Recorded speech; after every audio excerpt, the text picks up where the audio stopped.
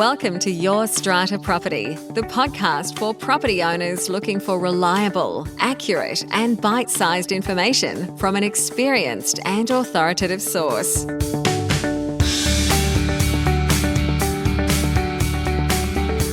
Hello and welcome to this week's podcast episode. I'm your host, Strata lawyer Amanda Farmer. And this week I am bringing you an edited version of my Friday live chat with fellow Strata lawyer Michael Kleinschmidt. Michael was live with me over on our Facebook page last Friday afternoon, sharing his view of the law in relation to strata insurance commissions. Now, I invited Michael to have a chat with me after he appeared as a guest on two very popular webinars hosted over on the Look Up Strata website. Links to each of those in the show notes for this episode. In those webinars, Michael explained that strata managers have very serious professional duties in their role acting for and advising owners' corporations and body corporates. And the act of receiving insurance commissions and paying broker fees is very likely, in Michael's view, to be a breach of those very serious professional duties. Now, as you might have picked up, this topic is hot in our space right now. Last week on the podcast, you heard from John Trowbridge as he shared his recommendations arising from his independent review of strata insurance practices. You'll hear Michael mention John's name. But I do want to point out that we here at Your Strata Property actually first started talking about this way back in 2018. In podcast episode number 138, I interviewed Heather Lander of Strata Advise. Heather is an insurance broker, and in that chat, Heather shared with us the shocking truth about broker commissions and fees, including what brokers don't have to disclose to their clients. So if this is a topic that has you hot under the collar, that is also an episode worth returning to, episode number 138. If you want to get access to the full unedited discussion between me and Michael Kleinschmidt, you can do that over on our Facebook page. Head to facebook.com/Your Strata Property. You'll also get the video there too, and you'll be able to read all of the comments that were posted during the course of the discussion. Friday Live is a regular weekly session over on the Facebook page. If you haven't yet joined me for one of those, I do encourage you to pop in. I usually go live around 4 p.m. Australian Eastern Standard Time on a Friday, sometimes answering one quick strata question, sometimes interviewing a guest, as I did last week. I'd love to have your company at our next Friday Live. For now, I'll take you on over to my chat with Michael Kleinschmidt. He has specialised in strata law for over 20 years. Across these years of practice, Michael has acted for pretty much all of the different stakeholder groups in strata. He's acted for occupiers, owners, bodies corporate, management right operators, the banks, the body corporate managers, the property developers, the utilities providers, and he's acted in pretty much every conceivable strata matter type, from structuring duplexes to 400-lot island resorts. He was litigating leaking roofs before departmental adjudicators through to appealing novel points of strata law to the Queensland Court of Appeal. He has done it all. Together, we sit on the council of the Australian College of Strata Lawyers, and Michael is never one to shy away from telling us exactly what he thinks. And to that extent, he's a man after my own heart. I respect him. I appreciate the contribution that he makes here to our strata sector. And for that reason, I'm thrilled to introduce him to you today. Michael Kleinschmidt, welcome to the show. Thanks very much, Amanda. You're way too kind to me. You need to treat me mean to keep me keen. Slow me around a bit and I'll respond even better. But no, you're way too kind. Thank you. Now, I'm not sure if I covered it in my intro there, Michael, but you are a partner at Bugden Allen Graham Lawyers operating their Queensland office. We have spoken on the podcast before, so some of my audience may have come across you at that time when you were running your practice, Stratum Legal. In that podcast episode, it was way back, I think it was episode 219, and we were actually talking about Queensland being at the forefront at that time, the forefront of some COVID-19 legislation. And I think you mentioned in that episode that body corporate managers should be allowed to issue notices by Twitter. That was the mic drop for you in that episode. Well, it's all about, I'm a believer in legislation being simple and direct and preferably not too difficult to interpret. And if you choose a legislative scheme that talks about effective communication, whether you're using Twitter or smoke signals, at the end of the day, as long as someone gets the message, then that should be enough. And, we have to get with the times. And if Twitter is what people are using to communicate, then why not? I like it. Now, Michael, you were delivering a few mic drop moments last week in your chat with Nikki over on the Look Up Strata website. I'll just ask Rochelle and Mina if we haven't got those links to those 2 webinars hosted by Nikki in our comments here. Let's pop them in there here now for anyone to go over and check those out. You covered a lot of background there about the role of strata managers, their relationship with their body's corporate, which is what you call them in Queensland. We call them owners corporations here in New South Wales. I'm not going to get into too much of that detail, so anyone interested in that for those foundation pieces, please do go and watch those webinars. Where I want to start is here. Is it your view that strata managers, body corporate managers who are taking insurance commissions are acting illegally? At the moment, unfortunately, I think probably a majority of them are. There is a widespread set of practices, and it's not just one individual thing that we're talking about. My preparation for the first Look Up Strata forum about this, I had done some work on fiduciary duties in relation to developers, and the Arrow Asset Management case, published a paper about it back in 2010, 2011. And for a bit of fun, what I did was I took the principles of fiduciary duties and applied them to a whole heap of other stinky stuff that I knew that developers were doing. In fact, I now asked my friends and colleagues to tell me if they knew that there was some sticky stuff. So I collected up a whole heap of practices and compared them to the rules and worked out what the result would be. So I'm pretty familiar with the fiduciary side of life. And subsequent to that, I'd spent a couple of terms on the SCA Queensland Professional Standards Committee, having a look at conduct complaints and things like that. So, I was pretty live to it all. When I started to dig, and then I came across John Trowbridge's material, and in particular how some of the models had been set up, a whole heap of disparate data in my brain started to connect. Everything started to come together, and I said, that is why people are doing particular things. That is why they have set themselves up in a particular way. So to go back to your question, when we talk about illegality, from a Queensland point of view, the starting point is you must disclose the insurance commission if you're proposing to take it as a strata manager. That's in our Body Corporate Community Management Act. So failure to do so is going to be illegal straight up, and there's a penalty and you can be prosecuted for that. Bear in mind that there's no cop on the beat, by the way. The Office of the Commissioner for Body Corporate Community Management is not charged. It's not one of their 3 functions to go and prosecute. I have recommended to some of my clients over the years that they prosecute privately, and we have been doing that. I'm prosecuting a developer at the moment, or in the process of hearing an appeal on a novel point, because there's no cop on the beat. You've got to go and do this for yourself, which is just bloody tragic as far as I'm concerned. But to come back to that disclosure point, so if you fail to disclose under the BCCM Act, there's an offence. Then you can move from there into things like, obviously, fiduciary duties. Then where there's a breach of the fiduciary duties, is it illegal? Well, it's illegal to hang on to the commission. It's in breach of your obligations to your client. That's what people are doing. But one of the things that the Trowbridge material opened my eyes to, in combination with some of the other forums and stuff that I've been involved in since, is that there is a course of conduct around this. And if I was a consumer lawyer, I'd be running this tomorrow, because it's not just at that AGM or in the notice materials in Queensland, because you get notice of the commission in Queensland that a commission is going to be taken. It's back when the strata manager's engagement is being negotiated and the lack of disclosure at that stage. I'm strata manager X. I have relationships with these 3 brokers. They will give me 3/4 of the 20% commission that they take on the insurance.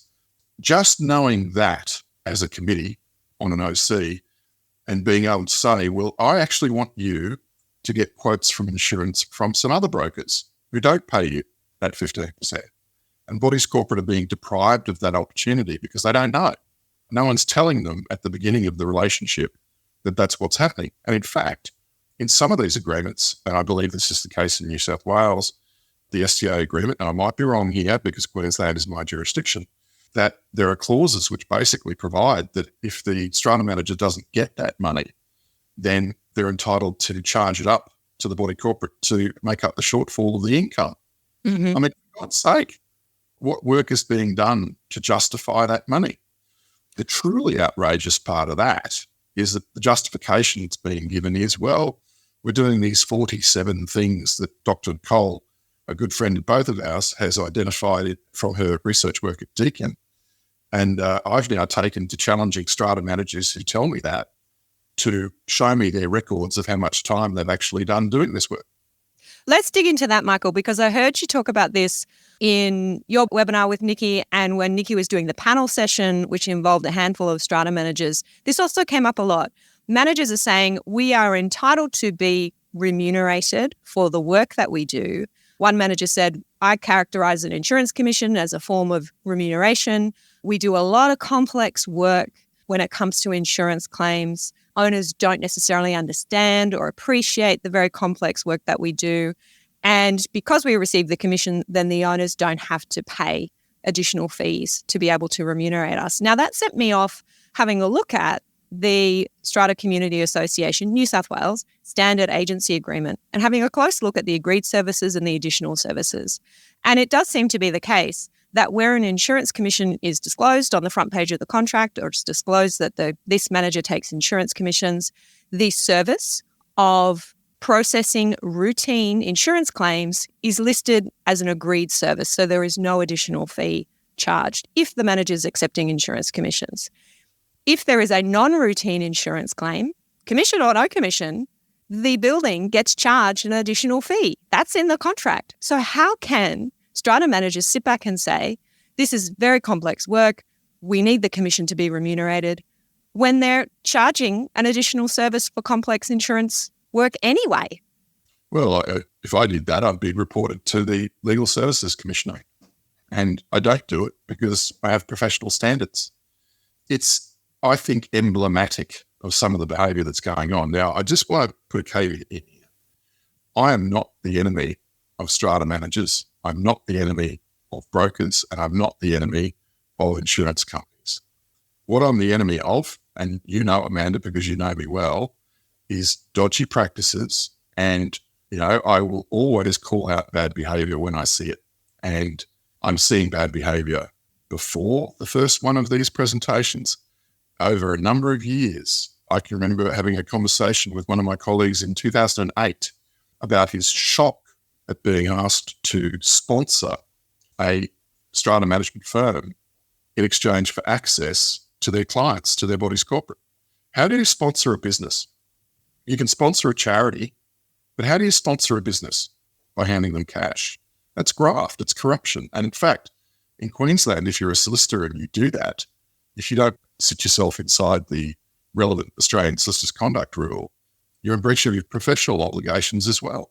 I mean, the Law Society here has issued a guidance statement on it. So the reality is that you're not supposed to be doing that. And I would look at the sorts of terms in those contracts, including New South Wales SCA contract. I'd have a look at it through the lens of unfair contract terms, consumer law practices. There's a whole bunch of stuff that needs to be had a look at. But I just want to say this. I deal with strata managers pretty much every day of my working life. I put them into sort of three categories, right? There are the honest, hardworking ones that are in the trenches doing their best in a difficult situation, and they are the overwhelming majority. And they put up with a lot of crap, if you will pardon that expression, and they do it gracefully and under pressure. And oftentimes, they're not huge businesses. They don't have a lot of time for compliance. They rely upon their professional organisations to keep them out of trouble. They've come through and been trained in a particular way or had particular cultural experiences. So it's not unusual for them to be innocently failing to comply with something, right? innocent and not intentional. Then the next group is what I call sociopaths, where they don't know and they don't care, even if they did know, because they're really driven by one thing and one thing only. And the third group of people are the truly bad ones who know exactly what they're doing and they're doing it deliberately and they don't really care. And there is a difference between the second and third category. But yes, I mean, that's what you see. So what I'm trying to do is to help that first group of people and say, guys, just wake up to this. It's out there. You need to be aware of it. It's not good enough so far. And the concrete message there is the very least, if I was a strata manager, the very least that I would be doing right now, is going to Trowbridge, phase 3, adopting without exception the recommendations that he provides, including the business modeling stuff that says, this is how I make my money out of this. I'd be doing that, but I was also be going to my standard terms strata management agreement that I put out to everybody. And I would be looking at that really hard at how much disclosure I was giving about my existing business relationships, who I had relationships with, what they were giving to me, what I was asking them for, and getting that information out there. Coming back to this issue of should you be paid for the work that you do? Absolutely. There's no doubt about it.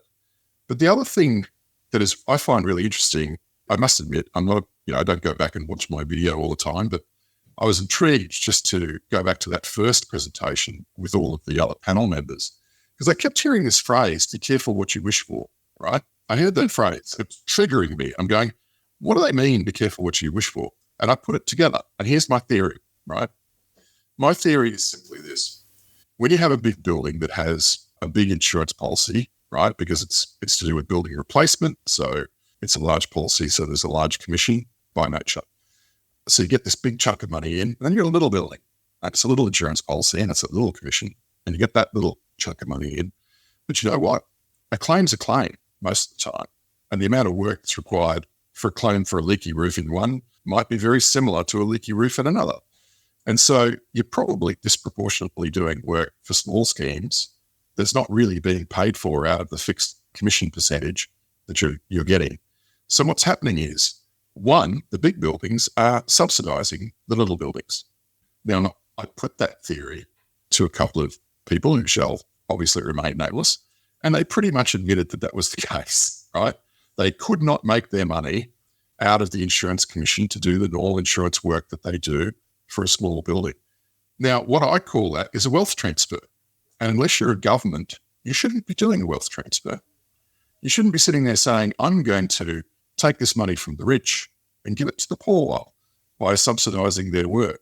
And the only way you can really fix that is to turn this into fee for service.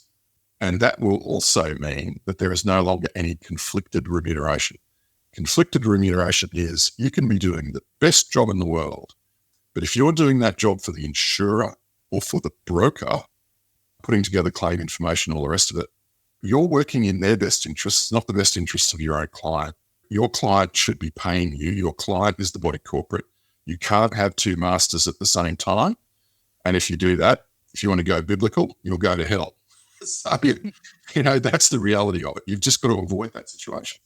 Now, Strata Community Association has said quite clearly, quite loudly, that they have heard what John Trowbridge has recommended, and they are fiercely adopting phase 1 of his report, the recommendations in phase 1, to the extent that they're producing a best practice guide for disclosure of the components that make up an insurance premium. And their view is, tell me if I'm wrong or misquoting the position, but it seems to be, to me, their view is that disclosure is the cure for these concerns. And as long as we are clear with owners what it is that they're paying, who it is that money is going to, then there is no conflict. Managers are acting in accordance with their fiduciary duties, and it's all right, mate. What do you think about that?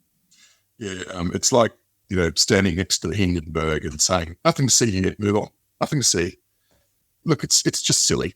That's silly. And it's if you have any understanding of fiduciary law, you understand that disclosure is the first part of a defense. So just rewind. if you're a professional, you are trying to ensure that you act ethically and that you also don't breach your fiduciary duties if the professional relationship gives rise to fiduciary duties. Not all of them do, but let's just say that strata managers are fiduciaries, and I'll advance that case very strongly. I'm happy to debate it with anyone who chooses to debate me on it. So let's just say then that being a fiduciary, you then also want to be a professional. So as far as fiduciary law is concerned, disclosure only arises or is only really necessary in a circumstance where you put yourself in a position of breach. So the rest of us professionals try and avoid being in breach in the first place. So if I have two, if there's the example I gave in an earlier presentation was if I'm acting for two bodies corporate, and then over some years, and both of them come to me and say, oh, there's a retaining wall problem between our two buildings, and they're both blaming each other.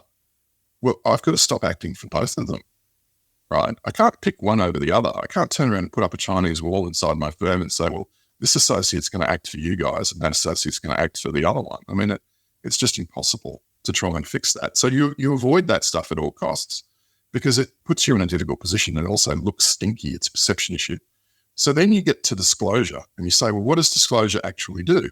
Disclosure is one half of what you need, right? You need two wings to fly. That's one half, one wing. The other wing is you need informed consent. And informed consent, if you're the strata manager and you have the information that is necessary for informed consent and you hold that back, you can never get informed consent. So you might say, oh, I've disclosed, I'm okay. And if you look at the BCCM Act in Queensland, you say, I just have to disclose to the commissioner that I'm all right. No, you're not. You've got to get informed consent. Now, strata managers will say themselves, this is a complicated financial product. You need advice on it, blah, blah, blah. That's why you should pay me a bunch of money. Well, sometimes informed consent means having quotes from other sources, having legal advice, having financial advice, having all those things. Now, if you as a strata manager under option A get 15% of 20%, whereas under option B you get nothing, are you going to sit there and set up your body corporate to get the information that it needs to be able to provide informed consent? Of course you're not. And this is the problem, because strata managers are being placed in that position every day. Some of them understand it, some of them don't. And do we also need to bear in mind that we're dealing with, as well as a unique financial product, we're dealing with a unique entity in an owner's corporation or a body corporate, in that is the legal construct that has been developed to be the representative for a whole group of owners, the actual human beings at the end of the day that are paying the levies that are then funding these premiums. And I wonder how far that thinking of informed consent then needs to go. Do we need to ensure that each lot owner is going off and getting their own separate and independent advice that's unique to their circumstances? There's just a whole can of worms, I think, that opens up if we're really going to do informed consent properly, which in my view is even more reason why the fee-for-service model rather than the commissions and broker fees model is the better way to go. Yeah, look, I actually see, I want to talk about some other improper payments that are being sought and paid that I know about. But I really do see this insurance thing, this insurance commission question is the heart. It's like the first cancer cell that spreads out all the way through the body politic and the relationship between the strata manager and their owners corporation, because what it does is it just puts the relationship completely on the wrong foot from day one. You cannot, one of the fiduciary obligations is that you can't put yourself in a position where you are breaching obligations between two bodies corporate that you have to act in the best interests of. And in Queensland, you do have to do that. The first code of conduct item, I think, is to act in the best interests of your body corporate. That is part of your contract with the body corporate. So, subsidising one to the other is a breach of your contract, straight up, right? Then you can't put yourself in a position of conflict between your own interests and the interests of your client. Now, the insurance commission thing, based on its very nature, is always going to be, I'm getting some money from a third party, so you're always going to be influenced by the terms of that arrangement with the third party. And John Trowbridge actually put this very well. The way he describes it is the usual paradigm is that a broker will get a call from a strata manager who says, I'm thinking of placing some business with you, But my terms are that of the 20% that you get from the insurer, you give me 15. And so that's how it's starting. The real issue is why. In my view, strata managers, like everybody else, are feeling the pinch. Their profit margins diminish. So you get the management guru types come in and the business gurus come in and say, well, you should do some horizontal integration. You should get more dollars per client, blah, blah, blah. And it's good, sensible business advice. But you also then have to run it through the filter and make sure that it's not going to put you in breach of your legislative or other obligations to your client. So you put it through that filter and a lot of this stuff just filters away. Like in Queensland, I know of joint venture vehicles that are owned by strata managers that are used to provide associated services or essential services to bodies corporate, like, utility services or maintenance services or brokerage services or whatever. And there's this thinking that, we don't have to disclose any of that because it's not actually us, right? Well, in Queensland, we have this little test of association. And if you have an associated relationship with these things, the legislation will say that you have to disclose whether your associate is going to get a benefit from this. Already, people are caught in Queensland, and the only reason nothing's happened with this is that it's reasonably difficult to go and get the evidence, to go and put it forward and say this is what's going on. It's certainly happening in New South Wales as well. A comment posted earlier by Natalie Fitzgerald, I'll just bring it up on the screen. She's preempted you here, Michael. The next question is about strata managers who own shares in broking companies, claiming to return commissions to the owners' corporation because they're still making money as the broker. It's happening. Absolutely. And on some level, I mentioned this to you earlier before we came on air, Michael. I said, on some level, I have some discomfort as a lawyer, not a strata manager, as a lawyer discussing these issues. And now you got two of us discussing these issues. Who are we? I ask myself, who are we to be calling out these practices, to be criticising, to be publicising? We're not strata managers. We're not necessarily members of the industry association. I'm not. I mean, when these practices are happening and others aren't calling them out, or we have clients, as I know you've said you do, I certainly do, clients and those who are tuning in here right now who are telling us these things are happening. And it's becoming apparent that Trobage's report has been released. He said on my podcast this week that part of his recommendations have been taken up, other parts have not. I mean, what do you think? What do we do with that? And do you think we do, as strata lawyers practicing in this sector, have some role to play in talking about this, if not doing something about it? I mean, there's a number of different ways to answer the question. I mean, my go-to there is that I'll die in a ditch to help a friend. And, I deal with these guys and girls every day. And as I said, the mass majority of them, if they're caught up in this little whirlwind, it's not because they've deliberately chosen to do so. I can imagine that there's plenty of people out there that have built their little business, and big businesses too, on the back of a business model that they think is appropriate and is okay. And I really think that the legislators in Queensland, Parliament in Queensland, has not done strata managers a favour by turning around and putting a clause into a section into our act that says, you must disclose if you're going to take an insurance commission or another benefit. More recently, it's another benefit. It gives this false sense of security and a false sense of compliance, let alone the ethical dimension to it. I mean, I want to welcome my friends and colleagues in the strata management sector into the halls of the professionals. I want them to be professionals like me, like you. But they can't until they give up conflicted remuneration. They just can't do it. And that's sad to me. And I think that's where I sit. When I resolve that question of who am I to be talking about this, the answer within myself is, well, I am a professional.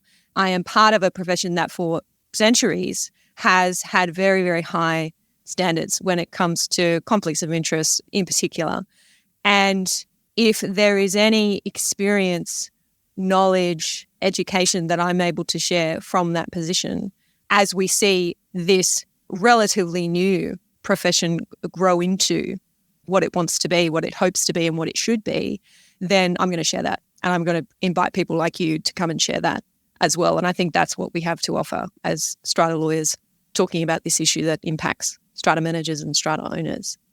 Having said that, let's talk a little bit about the relationship between strata lawyers and strata managers. I think you alluded earlier, Michael, to a situation where lawyers are perhaps not acting so professionally in this space, and how it can perhaps be easier in strata relationships than other relationships for lawyers to fall into conflicted positions when dealing with body corporate managers. Can you share some examples of that? Yeah, I mean, look, there's so many dimensions to this. I mean, one thing that's really troubled me about my colleagues in the legal profession over the last sort of 10, 15 years is the rise of over-servicing, where the bill is being paid by someone other than the body corporate. So in Queensland, there's two classic examples of that. The first one is when you're asking for consent to the transfer of management rights, the outgoing management rights operator will pay the body corporate's reasonable legal costs. That's one. The other one is in debt recovery, where the debtor who unpaid levies, right? So you do levy recovery, the debtor has to pay the body corporate's reasonable expenses, which is almost indemnity costs.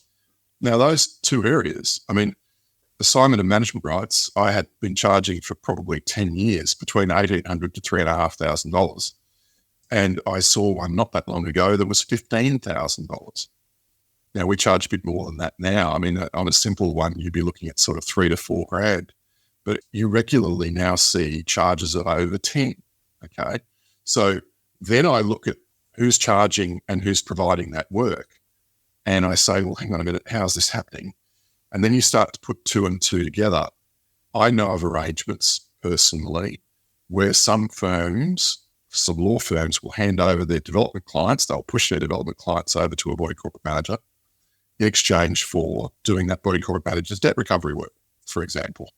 Now, I'm not going to speak to illegality or otherwise of any of that, and I'm not singling out any particular person or organisation. But what I'm saying is that, that's the sort of stuff, when I say that cancer starts back at the insurance commission thing and it works its way out into the periphery in terms of relationships like that. But let's do some even worse stuff. So I know of instances where, a friend or colleague has received a call. I've got a great new matter coming up. It's a big matter. There's likely to be sort of $50,000 to $100,000 in fees in it. I'm happy to send it your way as long as you pay me 15%. Right. That's something that you're aware of in reality. Yeah. I've got an email that says it. So what do you do? I mean, the dreadful thing about this, and, young lawyers will always talk about old lawyers being old and crotchety, and they just don't get it. And old lawyers will say to young lawyers, well, dude, you're a member of the profession. You need to learn its rules and respect its traditions. I'm looking at the guidance statement for Australian Solicitors Conduct Rule 12.1.4 on my screen. If you are a lawyer who is paying that 15%, you must be overtly disclosing it to your client so that they know, hey, body corporate, thanks for giving me that job. By the way, I'm paying 15% of what you pay me to your strata manager. Surprise! Unless you're a complete idiot and you're on that committee, you're going to say, does that mean that we're paying 15% too much? Because the body corporate lawyer still needs to get paid. The other one that I love, another live example is, and there's heaps, you have to pay to be on our panel.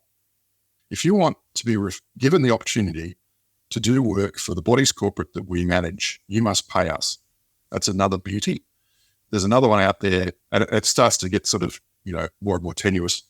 There's another one out there, which is we're holding a training day at the Versace on the Gold Coast, and I've made that up, Mm-hmm.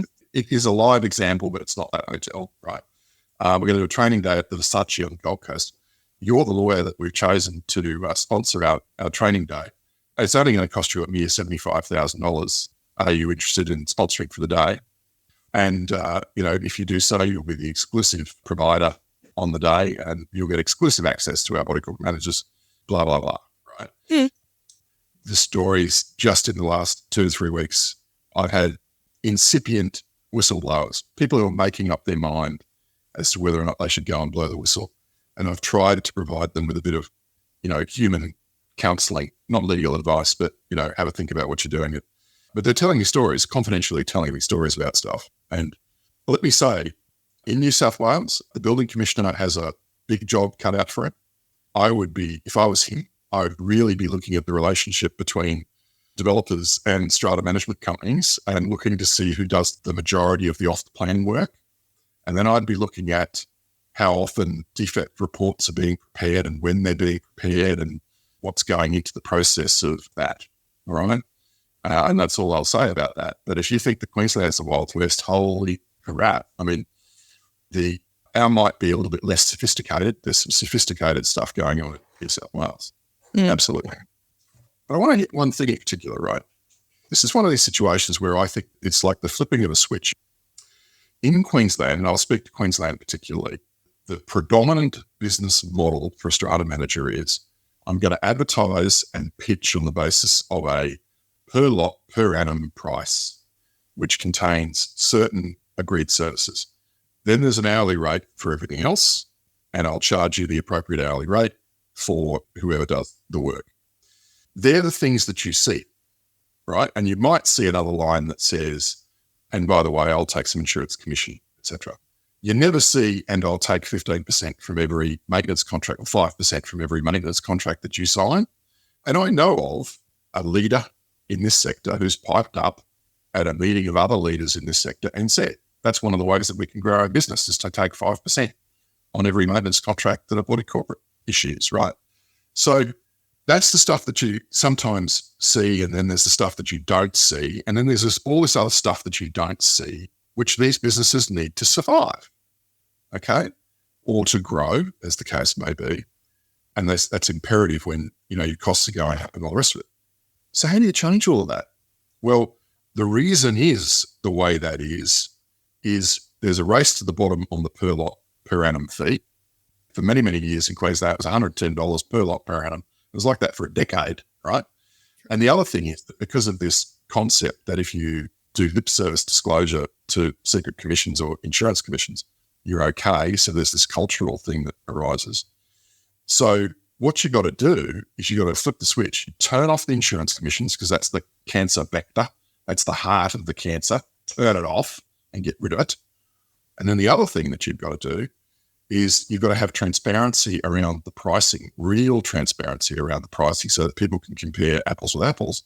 Because then, just like off the plan conveyancing in Queensland and, what people get charged for conveyancing, once you get a bit of reality into the charging, it's not going to be $200 per lot per annum or $300 per lot per annum.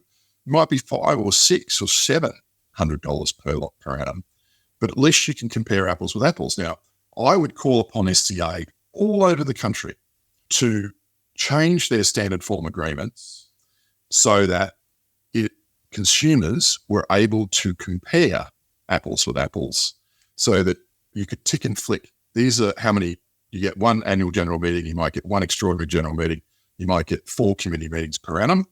They're the included services, and then this is how much we're going to charge for each other one. At least to be able to compare, right?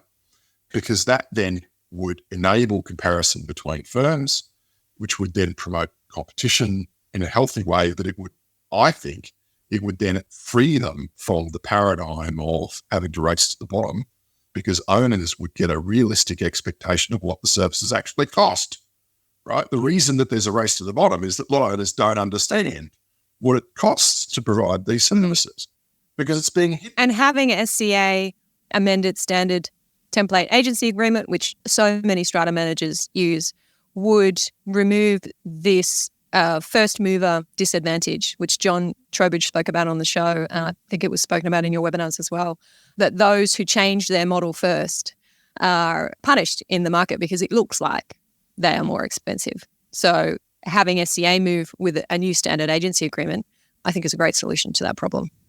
You know what happens with pioneers, don't you? They get lost or they get shot by the Indians, just the old chestnut. And that's a bugger of a thing. So if the SCAs stood up and acted like leaders, then they could do their sector a really good thing. Now, I'll just issue this little warning.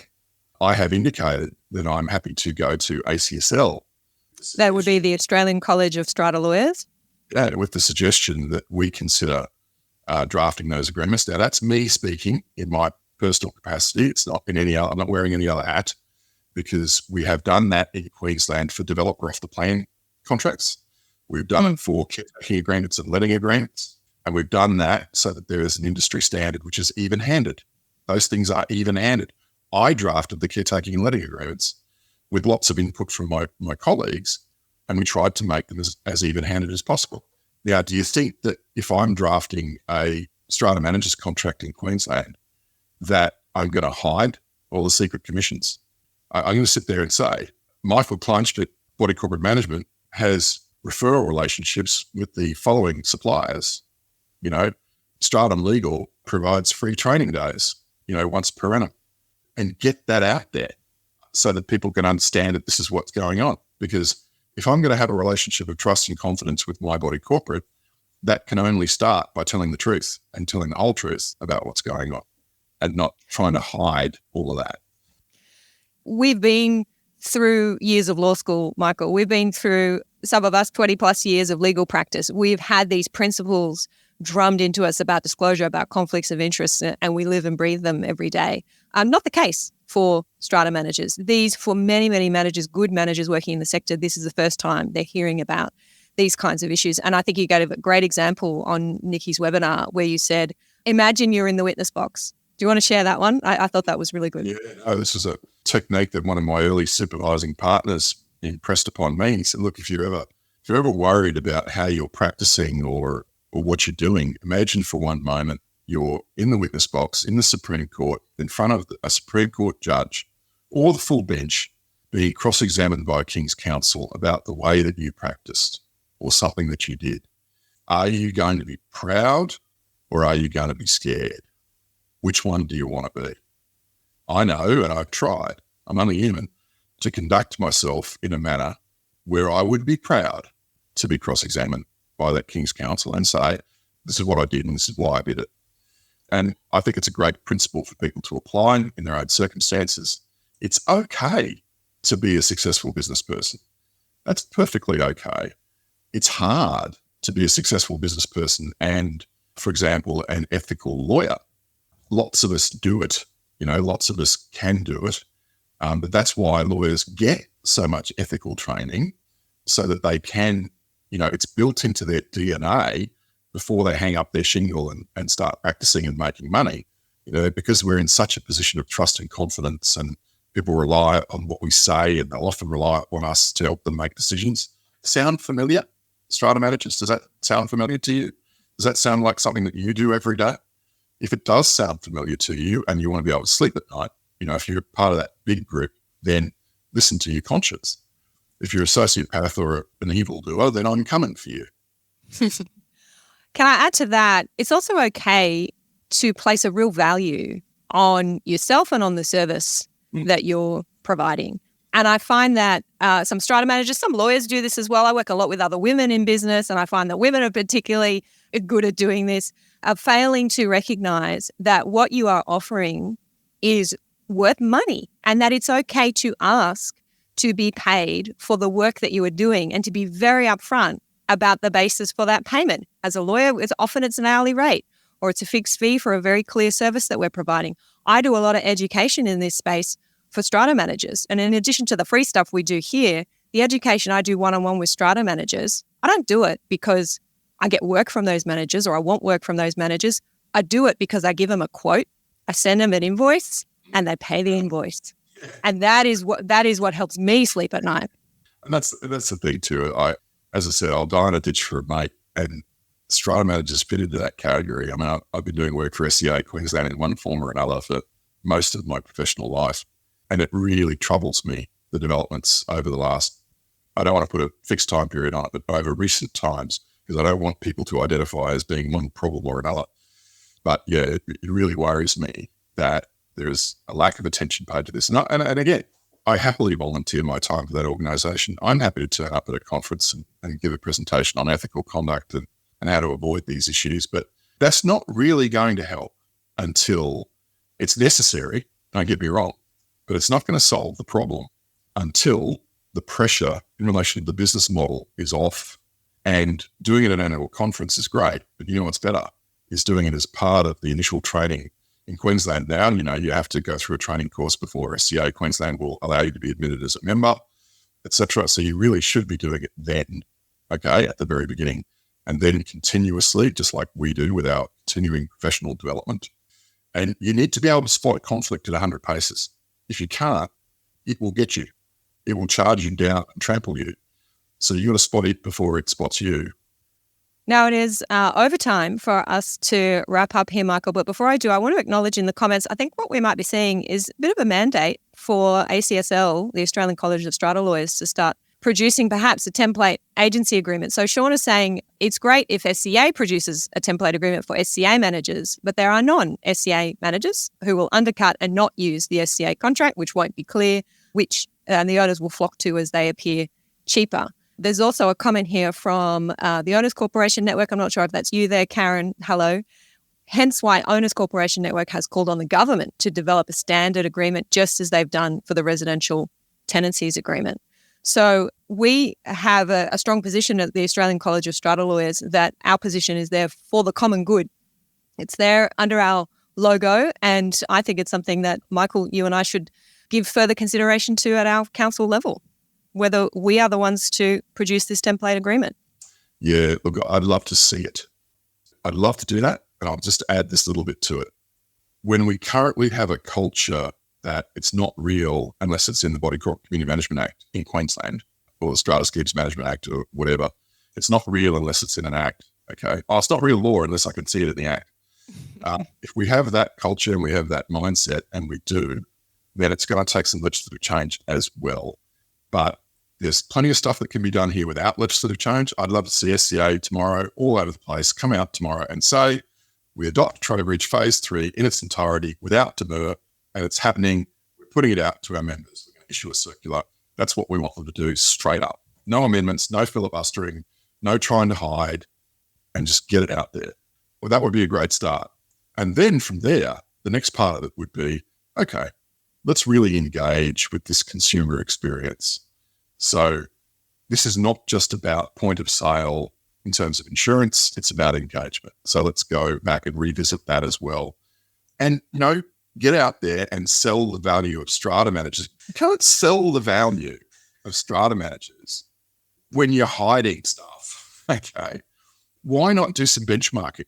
Why not sit there and say, we've done some time and motion studies for strata managers, and based on the average level of competence to do the job, this is what lot owners in Queensland should be expecting to pay per hour for these tasks. Start exploding some of the myths. I'm the same as everybody else. So I've had the committee members sit at my table and say, they're charging us, $5,000 to do this. And I said, geez, you're lucky. If I did that for you, I'd be charging you $15. And they'll look at me and go, what? I said, well, my hourly charge out rate's like $600 an hour plus GST. So you're getting a pretty good deal. And this is a good strata manager who's doing a good job for you. So I wouldn't complain. And when I see that, I blow it up wherever I can. Well, thank you for exploding some myths, for challenging some assumptions here today. Michael Kleinschmidt, partner at Bugden Allen Graham Lawyers. We have had many comments here thanking us for a fabulous session. Some eyes have certainly been opened from what I can see here in the comments. I'll swing back around and have a closer look at those later on, probably over the weekend. If you have been here live with us, thank you so much for tuning in. We run a little bit longer than we usually do. And if you're catching the replay, thank you. I hope those of you who have been here tuning in have recognised whatever side of the fence, Insurance Commission fence you might sit on, this is an incredibly important topic to be addressing openly, clearly, having a discussion, having a debate. To that end, if you could please share this recording. This is public. This is on our Facebook page. This is on LinkedIn, on YouTube. You are welcome to share this with those who you think need to hear this information, whether that's your strata manager, whether that's your fellow committee members, other owners in your building. You are free to share this. Hit that like button, give us a love heart. That gets all of those Facebook algorithms going to make sure that this gets in front of as many eyeballs as possible. Michael, together with Nikki Jovetic at Look Up Strata, have done a fabulous job at bringing this topic to the forefront the last few weeks. So let's keep this discussion going. Thank you so much, Michael Kleinschmidt. Thanks, Amanda. And what is it? Hashtag Strata Royal Commission? Hashtag Strata Royal Commission. Be careful what you wish for. I'll be the first witness. I happen to be the commissioner, actually. Bring it on. Bring it on. You've heard it here first. Michael Kleinschmidt, Commissioner for the next the inaugural Strata Royal Commission. Have a lovely weekend, everybody. Thank you for joining us here on Friday Live, and we will catch you all next time. Bye for now. Thank you. Thank you for listening to Your Strata Property, the podcast which consistently delivers to property owners reliable and accurate information about their strata property. You can access all the information below this episode via the show notes at yourstrataproperty.com.au.